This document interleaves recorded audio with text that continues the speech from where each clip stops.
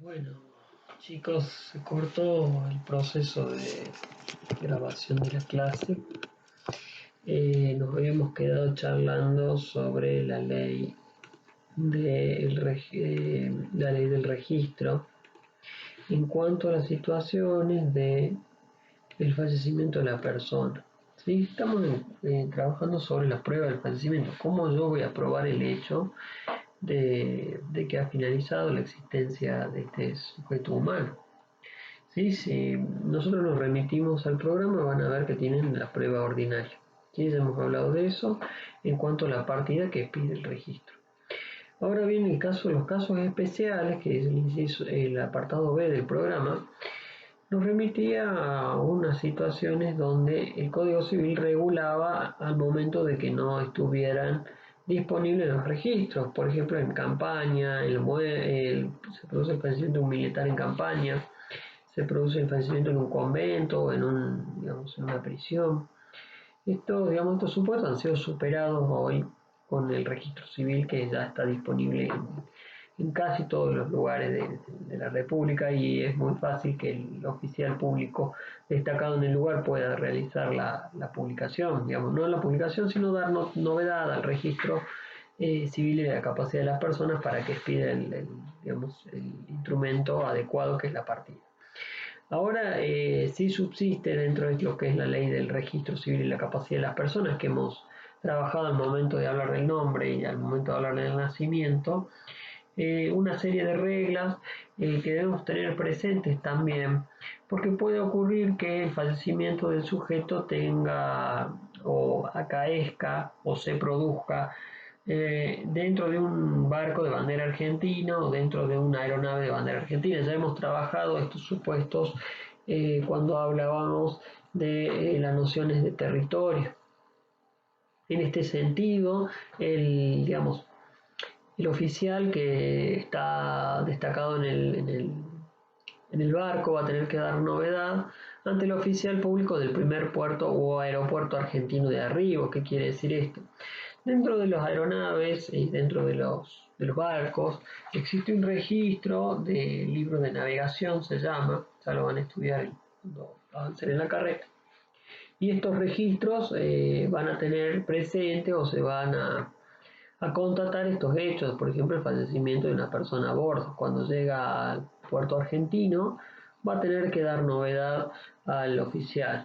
Esto es en el artículo 59, inciso E.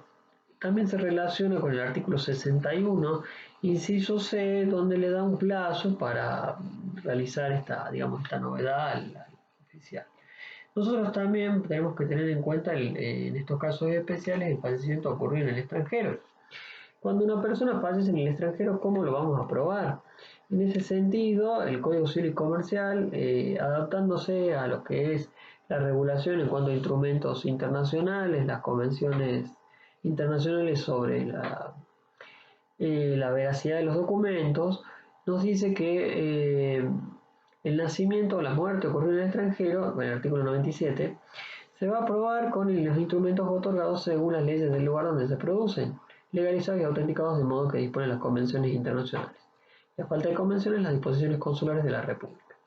¿Qué quiere decir esto? Cuando la persona fallece en el extranjero, nosotros vamos a tener lo que probar según la ley del lugar. Entonces, un ejemplo rápido para darnos cuenta es si fallece la persona en Francia, nosotros vamos a tener que probar según el derecho francés, y y esa prueba o ese instrumento que nos da la autoridad del lugar donde se produjo el fallecimiento nos da plena fe de que ha acaecido este hecho con la importancia que tiene, que es la modificación en cuanto a los derechos. ¿Sí?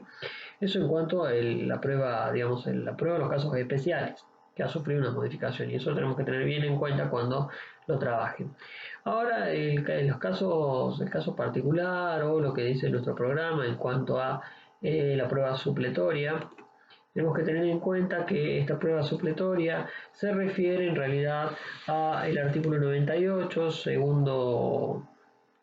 En realidad, no solamente el segundo párrafo, sino también el primero, cuando dice si no hay registro o la falta o es nulo, dice la muerte puede acreditarse por otros medios de prueba.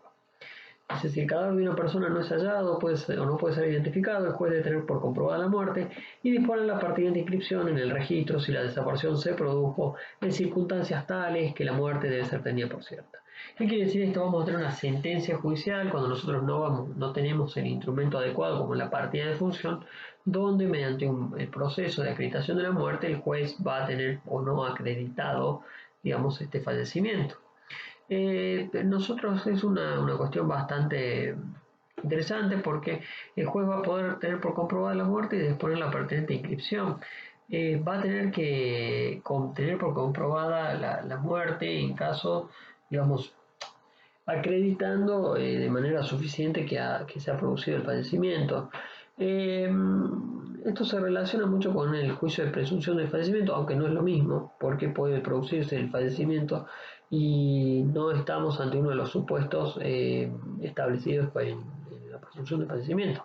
Se va a haber producido un accidente y que tengamos la certeza de que el sujeto no ha podido salir vivo del mismo. Piense en una explosión en un automotor y que el sujeto no ha podido salir vivo y no tenemos forma de acreditar que el mismo se encuentre con vida, sino por el contrario que el mismo ha fallecido. En ese sentido se habla de esta prueba supletoria, ¿sí?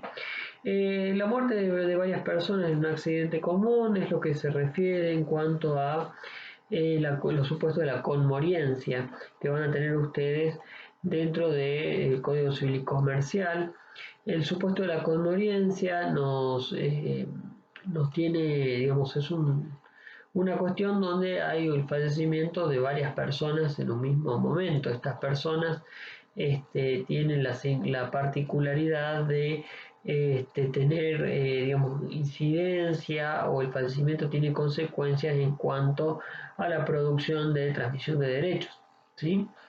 En este supuesto, la conmoriencia, digamos, es un accidente común en el cual van a fallecer las personas. Y eh, el artículo 95 nos va a decir, se presume que mueren al mismo tiempo las personas que perecen en un desastre común o en cualquier circunstancia si no puede determinarse lo contrario. Esta situación jurídica que se crea por la muerte de dos o más personas tienen que estar siempre vinculadas entre ellas, ¿sí? Es por la posible adquisición recíproca o unilateral de un derecho, ya sea que eh, fallece uno y el otro podría llegar a sucederle. Lo que quiere el derecho es cuando nosotros no podemos determinar quién ha fallecido primero, se tiene que haber fallecido al mismo tiempo y no se produce entre ellos la transmisión de derechos, ¿sí? Esto tiene que tener en cuenta que es una presunción sujeta a prueba, digamos, es iuri tantum, podemos rebatirla. Se ha simplificado, dicen los autores, la redacción del 109 del Código Civil, que es digamos, el antecedente inmediato, y nos dice que lo que interesa es que el supuesto particular del fallecimiento de dos o más personas comprometidas en el hecho sucesorio de estos, ya que de lo contrario no sería relevante negar quién falleció primero ni quién sobrevivió a instancias más. Es decir, que tiene que tener el presupuesto de la posibilidad de sucederse entre ellos. Y bueno, se facilita el lenguaje en realidad, logrando, digamos, utilizando conceptos o construcciones gramaticales de fácil comprensión, sino también contando del texto aquellas cuestiones reiterativas o obvias que acontecen en caso especial con la conveniente. Bueno, nosotros podríamos llegar a probar, porque esto es una presunción iuri tantum, que se ha producido, digamos, el fallecimiento de una persona sobre otra y así poder, digamos, mantener la línea o que se haya producido, digamos, esta transmisión de derechos, ¿sí? ¿Cuál es luego tenemos un tema que habla de la supresión de la muerte civil. Vélez Arfield mencionaba la muerte civil, pues en aquellos momentos aún podíamos llegar a discutir o precisó Vélez Arfield que era necesario discutir la cuestión de la muerte civil. En este sentido ya es algo sumamente superado. El, la eutanasia que tenemos acá, nosotros nos vamos a tener que remitir a lo que ya hemos charlado sobre las directivas anticipadas. En esa clase hemos trabajado sobre la eutanasia. Pueden revisarla, cualquier duda que exista sobre la eutanasia me pueden, digamos, consultar, no hay ningún problema. Tenemos material adicional que quizá en esta instancia lo podremos compartir para terminar de cerrar ese tema. ¿Cuál sería el efecto de la muerte con relación a los derechos?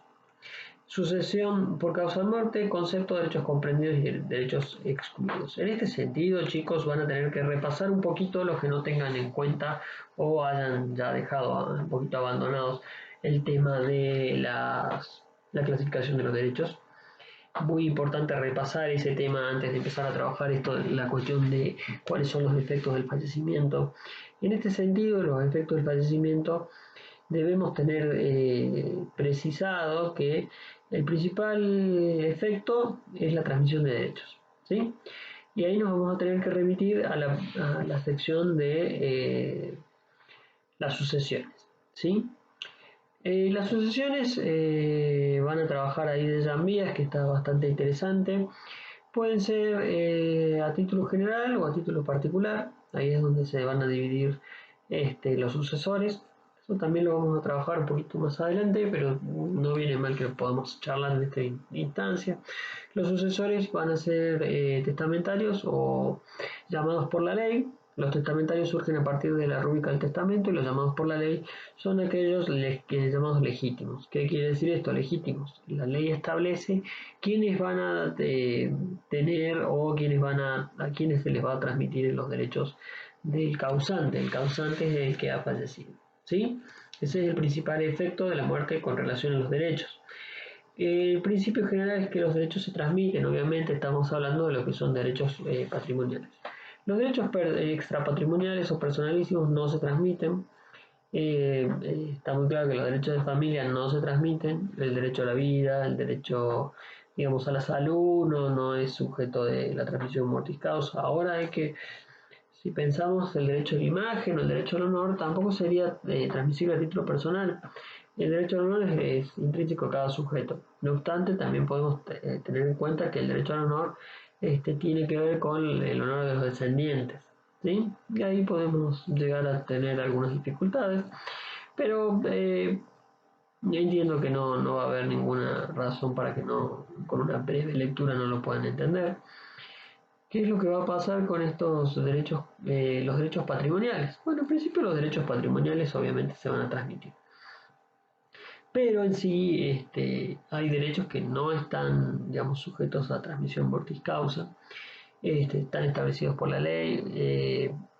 Para esto hay que utilizar la clasificación que nosotros hemos trabajado. En cuanto a los derechos patrimoniales, nosotros vamos a tener los derechos reales por un lado, aquellos derechos reales que tienen que ver con el uso y goce de la cosa, o sea, la relación directa que existe entre el sujeto y la cosa.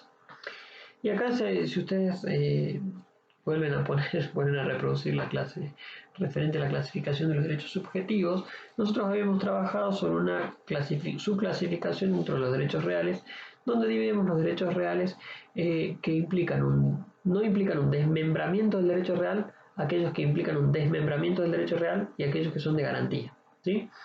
Los derechos reales que no implican un desmembramiento del mismo son aquellos que van a ser susceptibles de ser transmitidos mortis causa.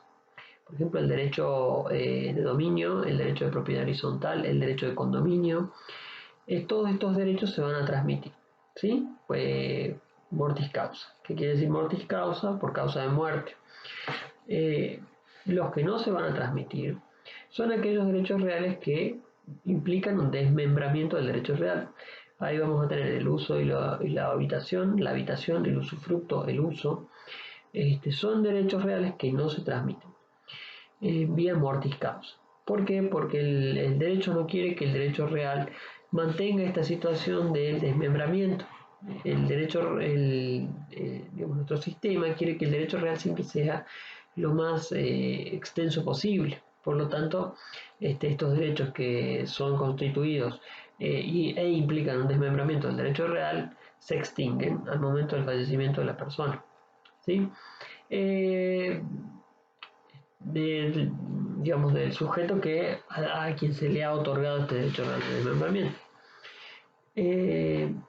En cuanto a los derechos de garantía, sí se van a transmitir, es decir, fallece el propietario del inmueble que está hipotecado, se va a mantener la hipoteca sobre el mismo bien. ¿Sí? Igual pasa con la prenda. Ahora tendríamos que trabajar sobre los derechos personales u obligacionales. Los derechos personales, tengan en cuenta que rige ahí la autonomía de la voluntad, entonces nosotros vamos a tener que ver si en el derecho obligacional o en su nacimiento se estableció que se extinga al momento del fallecimiento de una de las partes, ¿sí?